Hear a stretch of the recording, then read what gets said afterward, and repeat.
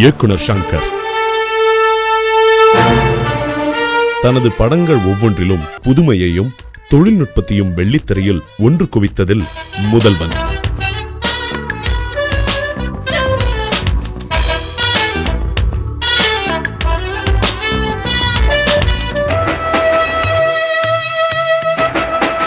இயக்குனர் சங்கர் பற்றி நாம் அறியாத தகவல்களை அவருக்கு நெருக்கமானவர்கள் சிலர் நம்மோடு பகிர்ந்து கொண்டுள்ளனர். சரி, கொஞ்சம் ஹெட் வெயிட் போல இருக்குது, ஜாஸ்தி பேச மாட்டார் போல இருக்குது அப்படின்ட்டு நானும் ஹலோ ஹலோ அப்படின்ட்டு நான் விட்டுட்டேன். ஆக்சுவலாக நான் சங்கர் சட்டை வரமாட்டேன்னு பிடிவாதம் பண்ணேன், எனக்கு அவங்க கூட வரமாட்டேன். அப்போது என்கிட்ட வந்து கேட்டார், நான்வெஜ் சாப்பிடுங்களா அப்படின்னு என்கிட்ட கேட்டார். நான் உங்கள் செட்டுக்கு நான் வரமாட்டேன், உங்களை பார்த்தா எனக்கு ரொம்ப இன்ஃபினிட்டி காம்ப்ளெக்ஸாக இருக்குதுன்னு.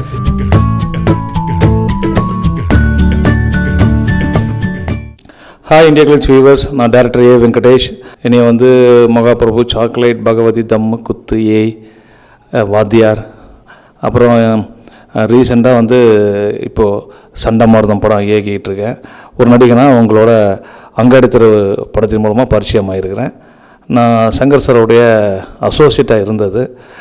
அந்த இருந்த காலங்கள் எனக்கு வந்து மிகப்பெரிய பின்பலம்னு சொல்லலாம். அந்த அனுபவங்களை வச்சு நான் சங்கர் 50s சங்கர் சாரை பற்றி சில விஷயங்களை உங்களோட பகிர்ந்துக்க போகிறேன்.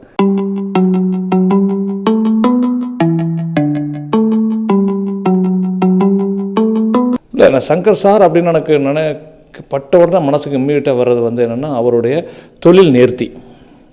அவர் வந்து எந்த ஒரு விஷயத்தையுமே ஃபுல்லாக, அதாவது கம்ப்ளீட் அனலைசேஷன் பண்ணி கம்ப்ளீட்டாக பார்க்கணுன்னு விருப்பப்படுவார்.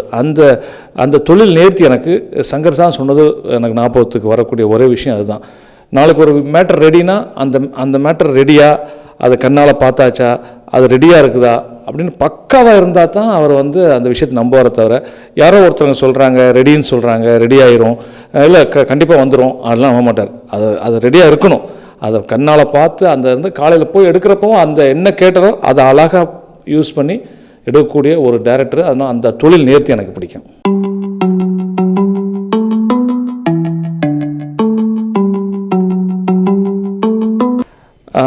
ஆக்சுவலி வந்துட்டு வசந்தகால பறவை படம் வந்துட்டு இயக்குனர் பவித்ரன் வந்து அந்த படத்தினுடைய டிஸ்கஷனில் ஆரம்பித்த அந்த ஸ்டேஜ். அப்போது நான் வந்து பவித்ரன் சார் தான் எனக்கு பழக்கம். நானும் அவரும் நிறைய கம்பெனிகளுக்கு கதை சொல்கிறதுக்கு ஒன்றா போயிருக்கணும், பவித்ரன் சார் நானும். அதாவது அவர் டைரக்ட் பண்ணுறதுக்கு நான் கூட போவேன். அந்த காலகட்டங்களில் அதுக்கப்புறம் இடையில எனக்கு தொடர்பு விட்டு போனதுக்கப்புறம் திடீர்னு ஒரு நாள் பவித்ரன் சார் வந்து நான் ஒரு படம் ஸ்டார்ட் பண்ணுறேன், என்கிட்ட வந்து அசிஸ்டண்டாக ஒர்க் பண்ணுங்கன்னு சொன்னார். சரி சார்ன்ட்டு போனேன். போகிறப்போ தான் அங்கே சங்கரை பார்த்தேன், ஃபஸ்ட்டு பார்த்தேன். ரொம்ப அமைதியாக உட்காந்துருந்தார். சரி, கொஞ்சம் ஹெட் வெயிட் போல இருக்குது, ஜாஸ்தி பேச மாட்டார் போல இருக்குது அப்படின்ட்டு நானும் ஹலோ ஹலோ அப்படின்ட்டு நான் விட்டுட்டேன். அதுக்கப்புறம் ஜென்ரலாக டிஸ்கஷன் போச்சு. அந்த டிஸ்கஷனுக்குள்ளே அவர் என்னை அப்சர்வ் பண்ணிட்டே இருந்தார். டிஸ்கஷன் முடிஞ்சு லஞ்ச் பிரேக்கு, சரி சாப்பிட்டு வந்து ஒரு 3 o'clock உட்காரலாம் அப்படின்ட்டாங்க. அந்த சாப்பிட்றதுக்காக நாங்கள் எந்த ஹோட்டலில் டிஸ்கஷன் போட்டிருந்தோமோ அதுக்கு பக்கத்தில் இருக்க ஒரு ஹோட்டலில் போய் சாப்பிட உட்காந்தோம். அப்போது என்கிட்ட வந்து கேட்டார், நான்வெஜ் சாப்பிடுங்களா அப்படின்னு என்கிட்ட கேட்டார். ரொம்ப ரேராக சாப்பிடுவோம் சார் அப்படின்னா. இதுதான் சங்கர்கிட்ட முதல்ல பர்சனலாக கேட்ட கொஸ்டின். உடனே சரி ஓகே, இல்லை உங்களை பார்த்தா நீங்கள் நான்வெஜ் சாப்பிடாத ஆள் மாதிரி இருக்குது அப்படின்னாரு. இல்லை நான் எப்போ சாப்பிடுவேன் சார் அப்படின்னு. நான் எப்பவும் சாப்பிடுவேன் அப்படின்னாரு.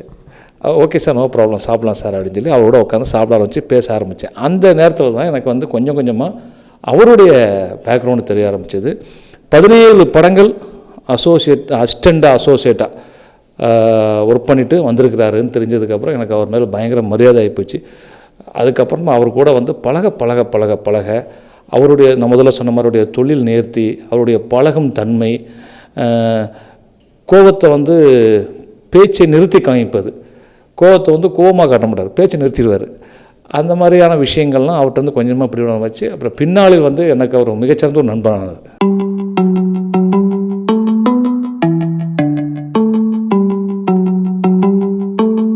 இல்லை, அவர் அசோசியேட்டாக நான் ஒர்க் பண்ணது வசந்தகால பறவை, சூரியன் 2 படத்தில் வந்து அவர் அசோசியேட், நான் வந்து அவருக்கு அடுத்த அசிஸ்டண்ட்டாக ஒர்க் பண்ணேன்.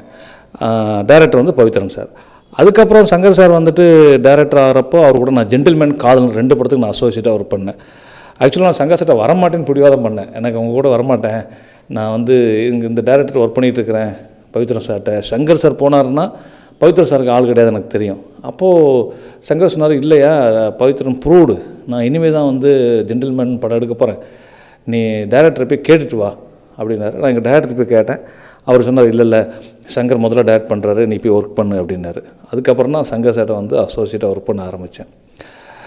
அதாவது வந்து சங்கர் சார் வந்து அசோசியேட்டாக பவித்ரன் சார்ட்ட ஒர்க் பண்ணாரோ, எப்படி ஒர்க் பண்ணாரோ அதே ஸ்டைலை அப்படியே ஃபாலோ பண்ணி அப்படியே நான் சங்கர்கிட்ட ஒர்க் பண்ணேன்னு தான் சொல்லணும். ஏன்னா எனக்கு அசோசியேட்டாக சங்கர் இருக்கும்போதே நான் ஒரு அசிஸ்டண்ட்டாக என்னை நல்லா ப்ரிப்பேர் பண்ணிட்டார். அவர் காலையில் 9 மணிக்கு சங்கர் சார் ஆஃபீஸ் வராருன்னா 7 மணிக்கு நான் போகணும். 7 மணிக்கு நான் போய் அன்னைக்கு என்ன வேலைகள் அப்போ இதெல்லாம் சொல்லுவார். வந்து சங்கர் சார் வந்து உட்காந்தோடனே சங்கர் சார்கிட்ட வந்து நான் வந்து சினிமாவில் வந்து ஒன்லைன் ஒன்று சொல்லுவாங்க. அதாவது மொத்தம் படத்தில் 60 காட்சினா 60 காட்சியும் ஒவ்வொரு லைனில் இருக்கும். அந்த 60 காட்சியை வந்து நான் சங்கர் சார் வந்தோடனே சங்கர் சார்கிட்ட நான் ஒப்பிக்கணும். ஏன்னா நான் வந்து சங்கர் சாருக்கு அடுத்த அசிஸ்டண்ட்டாக இருந்தால் கூட நான் ஃபஸ்ட்டு ஒப்பிக்கணும். நான் அது மனப்பாடமாக அவர்கிட்ட நான் வந்து சொன்னதுக்கப்புறமா அடுத்த அசிஸ்டண்ட் சொல்லுவான், அடுத்த அசிஸ்டண்ட் சொல்லுவான். இது சங்கர் வந்து எப்போ செக் பண்ணுவார்னே தெரியாது. அப்போ சங்கர் சார் சொல்கிறது, எவன் ஒருவன் ஒரு படத்தினுடைய ஒன்லைனை அது நாளுக்கு நாள் மாறும். அந்த ஒன்லைன்றது இம்ப்ரூவைசேஷனில் நாளுக்கு நாள் மாறும். எப்போ மாறினாலும் அந்த மாறுனதை உடனடியாக மைண்டில் ஏற்றி ஒன்லைனை வைக்கிறானோ அவன் தான் சிறந்த அசிஸ்டன்ட் டைரக்டர் அப்படிம்பார். இது வந்து எனக்கு இன்னைய வரைக்கும் நான் டைரக்டராக இந்த வரைக்கும் என்னுடைய படத்துடைய ஒன்லைனை நான் மனப்பாடமாக சொல்லி பார்ப்பேன். எனக்குள்ளே நான் தனியாக உட்காந்து எழுதி பார்ப்பேன், ஒன்லைன் கரெக்டாக மைண்டில் இருக்கான்னு. அப்படி இருந்தால் தான் நம்ம அந்த படத்தில் வந்து முன்ன பின்ன நம்ம ஒர்க் பண்ணும்போது சில நாள் சில சீன் எடுப்போம், சில நாள் வேறு ஷார்ட் எடுப்போம். இப்படிலாம் பண்ணுறப்போ இது நமக்கு வந்து ப்ராக்டிஸ் கொடுக்கும். இதை வந்து சங்கர் சார் சொல்லி கொடுத்த முதல் பாடம்.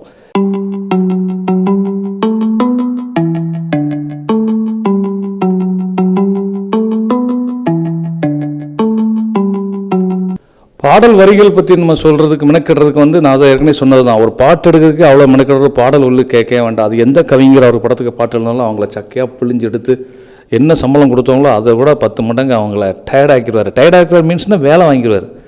ஈஸியெல்லாம் வந்து பல்லவிக்கு ஒரு ஃபில்லப் பண்ண வேர்ட்ஸ் போட்டுலாம் அங்கே போக முடியாது.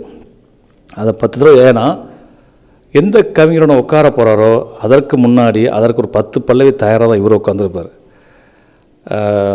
டியூன் வந்துடும், ஆள் அசிஸ்டண்ட்டை கூடுவார், இதான் டியூன், பல்லவி எழுதுங்க அப்படிம்பார். சும்மா காமச்சம்மாலாம் அவர்கிட்ட அசிஸ்டண்ட்டை ஒர்க் பண்ணவே முடியாதுங்க. அவர்கிட்ட ஒரு அசிஸ்டண்ட் அவர் அனுபவபூர்வமான விஷயம் என்னென்னா சும்மா ஈஸியாக யாரையும் சேர்த்துக்க மாட்டார்.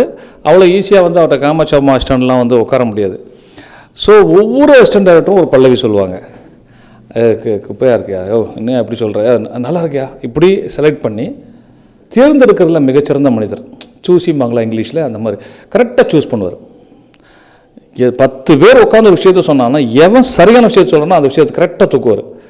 அது வந்து அந்த அந்த பாலையும் தண்ணியும் அன்னப்பச்சி பிரிக்கிற மாதிரி எது அப்படி தூக்குவார். அது வந்து மிகப்பெரிய டேலண்ட்டு. அது அவருக்கு வந்து என்ன நானே சொல்லியிருக்கேன், உங்களுக்கு கடவுள் கொடுத்த வரங்கன்னு இருக்கேன் அவர்கிட்ட. அழகாக தூக்குவார். இது இந்த கான்செப்ட் நல்லா இருக்குது, இது இந்த இடத்துக்கு தேவையாடு. அப்படி தான் பல்லவிக்கு வந்து 10 பேர்கிட்ட வாங்கிட்டு அதில் எந்த பல்லவி நல்ல பல்லவி அந்த பல்லவி செலக்ட் பண்ணால் அவரே பல்லவி எழுதுவார். அவர் நல்லா பாடுவார். யாருக்காவது தெரியுமா? அவர் அழகாக பாடுவார். அவர் மிகச்சிறந்த ஒரு சிங்கர். ஆனால் இப்போ எங்கேயும் பாடி காமிச்ச மாட்டார், பாடவும் மாட்டார், எனக்கு தெரியும். ஆனால் மிகச்சிறந்த சிங்கர். ஒரு டியூனை உள்ளே கேட்டார்னா வெளியே வந்து அந்த டியூனை அப்படியே பாடுவார். அதுக்கு ஒரு 10 பல்லவி அவரே சொல்லுவார், டம்மி பல்லவியாக சொல்லுவார். ஸோ இப்போ உட்கார்றப்போ தெளிவாக உட்காந்துருவார். இதுதான் சார் வேணும், முல்லை போல் சிரித்தை அதெல்லாம் வேணும், சம்திங் டிஃப்ரெண்ட். அப்போ ஏதாவது ஒரு ஐடியா, டெலிஃபோன் மணி போல் சிரிப்பது எவ்வளோ அப்படின்ற மாதிரி இருந்துச்சுன்னா உடனே நல்லா இருக்குது, சூப்பராக இருக்குது அப்படின்னு அதை அந்த பல்லவியை செலக்ட் பண்ணுவார். குறுக்கு சிறுத்தவளே அப்படின்னு பல்லவி பிடிக்கிறதுலாம் அவர் தான். அது மாதிரி அண்டங்காக்கா கொண்டக்காரு இந்த மாதிரி பல்லவிலாம் அவரை தவிர யாருமே பிடிக்க மாட்டாங்க. அந்த அளவுக்கு அவர் பல்லவிக்கு அதான் முதல் 2 லைனுக்கு ரொம்ப இம்பார்ட்டன்ஸ் கொடுப்பார். டெலிஃபோன் மணி போல் சிரிப்பு வழிவடா, மெல்போன் மலர் போல் மெல்லிய மகளா.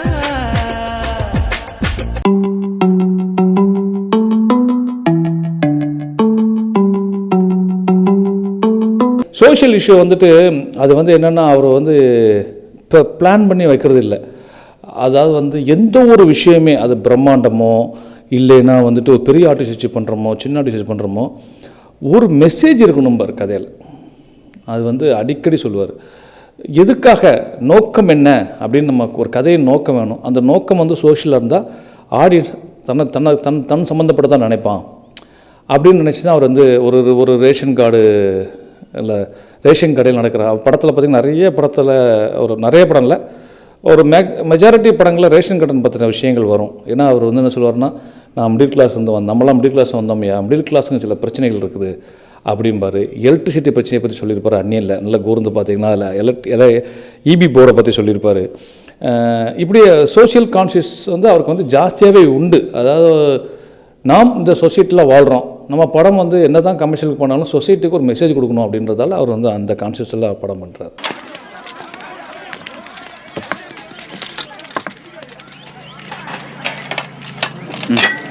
பாத்தீங்களா சார்? விடு விடு விடு விடு.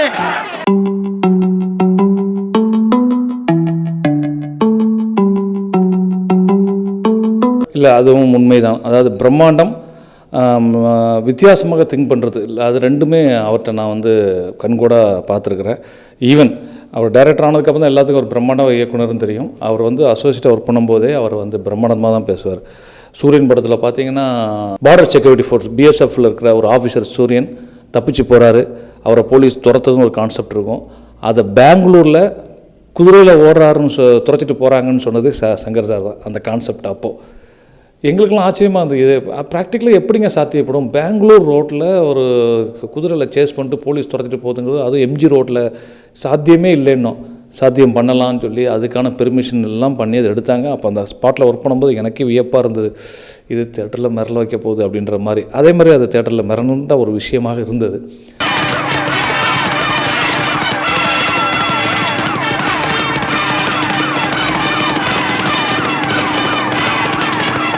அதே போல் சூரியனில் வந்து அவன் போயிட்டு சூரியன் தப்பிச்சு வந்தான் பவித்ரன். அதுக்கப்புறம் அவன் வந்து டாப் ஸ்டெப் ஊருக்கு போகிறான். அவன் அப்படியே போகிறானா அப்படின்னு கேட்டார்.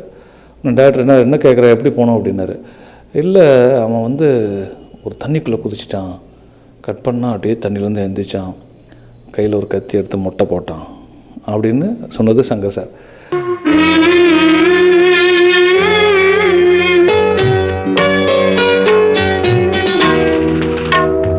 இந்த மாதிரியே ஒரு விஷயத்தை வந்து டைரக்டர் வந்து அதை அப்புறம் பவித்ரன் சார் வந்து ஒன்று சொன்னால் அதை 10 ஆக்குவார், இவர் சொன்னால் அதை கேட்கவா செய்யணும். அவர் அதை பெருசாக அதை அந்த ஐடியாவை வந்து பெருசாக்குனது. அதே போல் ஜென்டில்மேன் எடுக்கும்போதும் சரி, எல்லாத்துலேயும் சரி, வாஸ்ட்டாக திங்க் பண்ணுங்க ஏம்பார். அப்போது நம்ம என்னென்ன நாங்கள் ஆக்சுவலாக என்ன பண்ணுவோம், எதெல்லாம் நடக்காதோ அதெல்லாம் சொல்லுவோம். இதெல்லாம் எங்கே நடக்க போகுது அப்படின்ற மாதிரி. சார் தரன்னு சிதம்பரத்துக்குள்ளே கோயிலுக்குள்ளே ஹெலிகாப்டர் வந்து இறங்குதுமோ, சூப்பராக இருக்குன்னு அதை எக்ஸிக்யூட் பண்ணிடுவார். அவர்கிட்ட மிகப்பெரிய பலம் என்னென்னா, எது நடக்காதுன்னு ஒரு பெரிய இமேஜினேஷன் பண்ணுறோமோ அதை எக்ஸிக்யூஷன் பண்ணுவார். அதுக்காக எத்தனை நாட்கள்னு எடுத்துக்குவார், என்ன செலவுனாலும் பண்ணுவார். அதுதான் அவருடைய மிகப்பெரிய பலம். என்ன கேட்டால் அவர் வந்து ஒரு நம்ம தமிழகத்தின் ஸ்பீல்பர்க் தான்.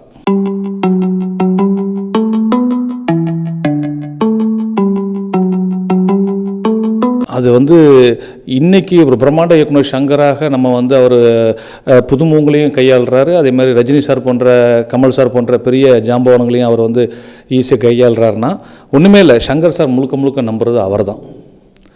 இது வந்து இன்றைக்கி இருக்கிற சங்கர் சார் பற்றி சொல்கிறார். நான் என்னோட ஒர்க் பண்ண சங்கர் சார் தான் சொல்லணும். என்னென்னா, பொதுவாகவே அசோசியேட்டாக இருக்கிறவங்க கொஞ்சம் ஹீரோக்களையும் கொஞ்சம் தயாரிப்பாளர்களையும் கொஞ்சம் மேவி போவாங்க. நாளைக்கு நம்ம இப்போ அசோசியேட் தானே இருக்கிறோம், நாளைக்கு இந்த தயாரிப்பாளர் தேவை, நம்ம அசோசியேட்டாக இருக்கணும், நாளைக்கு இந்த ஹீரோடைய தயவு தேவை அப்படின்னு சொல்லி கொஞ்சம் மேவி போவாங்க, அட்ஜஸ்ட் பண்ணி போவாங்க. ஆனால் அவர் அப்படி கிடையாது. இது ப்ராஜெக்ட், இந்த ப்ராஜெக்ட் இது வேணும் அப்படின்னு தயாரிப்பாளராக தான் கேட்பார். இல்லை சார் நாளைக்கு இது வேணும், இல்லைங்க அது இல்லை வேணும் சார் அது அப்படின்னு தயாரிப்பாளரே சொல்லுவாங்க. ஏங்க டேரக்டரோட ஒத்துழைப்பு உங்கள் அசோசியேட் என்னங்க எப்படி சொல்கிறாரு ரொம்ப அப்படி தான் சொல்லுவாங்க. ஆனால் அது வேணும். ஏன்னா இவர் என்ன சொல்கிறதுனா, என்ன அசோசியேட்டாக நான் டேரக்டர் சொல்லிட்டாரு, இதை நான் அசம்பிள் பண்ணி கொடுக்கணும், எனக்கு அதை கொடுங்க அப்படிம்பார். அதே மாதிரி ஹீரோஸ் வந்து டேட் அட்ஜஸ்ட்மெண்ட்டோ இல்லைன்னா வேறு எதாவது கேட்டால் இல்லை சார் இதுதான் சார் அப்படின்றவர். அந்த இதுதான்லேயே அதுக்கப்புறம் பேச மாட்டாங்க எதிர்க்கிறவங்க. அந்த அளவுக்கு ஒரு அசோசியேட்டாக இருக்கும்போது இருந்தவர் டேரக்டர் ஆகிட்டார். ஜென்டில்மேன் அதுலேயும் அதே மாதிரி தான் இருந்தார். அந்த படத்துலையும் அவர் எல்லாரையும் ஒளிப்பதிவாளர்லேருந்து எல்லா டெக்னீஷியனும் அவர் டீல் பண்ண விதமும் சரி, அந்த படத்தில் ஒர்க் பண்ண நடிகளை டீல் பண்ண விஷயமும் அதே தான். எனக்கு இது என்னோட அங்கே வந்து அர்ஜுன் சார் அவருக்கு தெரிய மாட்டார். அவருக்கு அங்கே தெரியுது கிச்சா தான், கிச்சாங்கிற கிருஷ்ணமூர்த்தி தான் தெரிவார். அப்பள கடை போடுற கிச்சா இப்படி தான் இருப்பான், கொள்ளடிக்கிற கிச்சா இந்த கட்டப்போ தான் இருப்பான், இப்படி தான் இருப்பான் அப்படின்னு ஒரு மைண்டில் ஃபிக்ஸ் பண்ணிடுவார். அதனால் அந்த இடத்துல அர்ஜுன் சார் இருந்தாலும் சரி தான், வேறு எந்த ஹீரோ இருந்தாலும் இப்படி தான் வேணுன்றவர். அதே மாதிரி புதுமுகம் வந்தாலும் அவர் மைண்டில் வந்து அந்த புதுமுகம் என்ன கேரக்டர் பண்ண போகிறானோ அது அவர் மைண்டில் டிசைனாக இருக்கும். அவன் இப்படி தான் இருப்பான், அவனுக்கு இது போதும், அவனுக்கு ஹேர் ஸ்டைலை கொஞ்சம் மாற்றுங்க, அவன் ஷர்ட் இப்படி இருக்கட்டும், அவ்வளோதான், அவனுக்கு இது நீ பண்ணால் போதுன்றவர். அதனாலேயே அவர் வந்து எல்லா ஹீரோக்களோடையும் அவரால் ஈஸியாக அடாப்ட் பண்ண போக முடியாது. முக்கியமான விஷயம் என்னென்னு கேட்டிங்கன்னா, அவர் பண்ணுற படம் எல்லாமே கமர்ஷியல் படம் தான். ஆனால் அதில் பார்த்தீங்கன்னா ஹீரோவிலேருந்து அந்த படத்தில் வரக்கூடிய சாதாரண கேரக்டர் வரைக்கும் லுக்குக்கு இம்பார்ட்டன்ட் கொடுத்துருப்பாரு. அது பெருசாக நம்ம கவனித்து பார்க்க மாட்டோம். கவனித்து பாருங்கள், ஒரு தாசில்தார் கேரக்டர் இருந்தால் தாசில்தார் கேரக்டருக்கு தனி லுக்குக்கு மெனக்கெட்டுருப்பார். ஹீரோவிலேருந்து வரக்கூடிய சின்ன சின்ன கேரக்டருக்கும் லுக்குக்கு மெனக்கெடுவார்.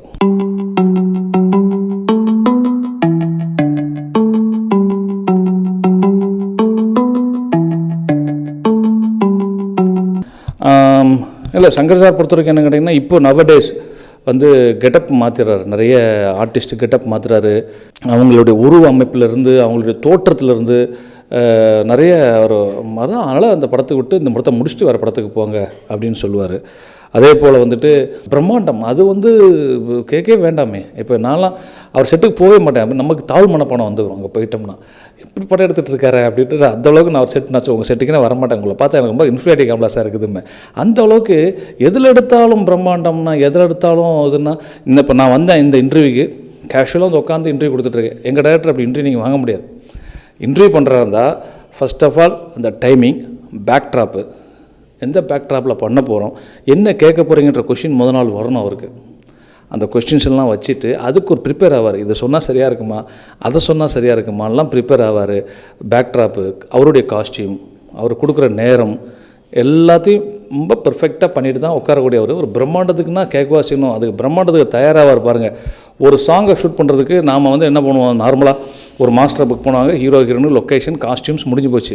அவர்கிட்ட அப்படி இல்லை. ஒரு சாங் ஷூட் பண்ணுறதுக்கு 1 மாதம் தயாராவார். அதுக்கப்புறம் அந்த சாங்கை போய் ஒரு 15 நாள் ஷூட் பண்ணுவார். அதுக்குள்ள நான் ஒரு படத்தை நம்ம மற்றவங்களாம் ஒரு சாதாரண படத்தை முடிக்கிற டேஸில் ஒரு சாங் எடுப்பார்.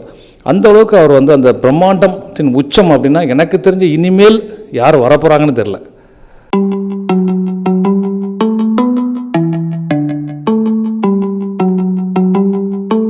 ஒவ்வொரு படத்தில் நான் வந்து பார்த்து ரொம்ப இன்ஸ்பயர் ஆன மூவி அப்படின்னா இந்தியன். எப்படி வந்து எனக்கு ரொம்ப பிடிக்குன்னா, இன்ஃபேக்ட் உண்மையாக சொல்ல போனால் ரொம்ப இன்ஸ்பயர் ஆனது எனக்கு வந்து அவருடைய படங்களே நான் எவர்கிரீன் சொல்கிறது வந்து ஜென்டில்மேன் தான் சொல்லுவேன்.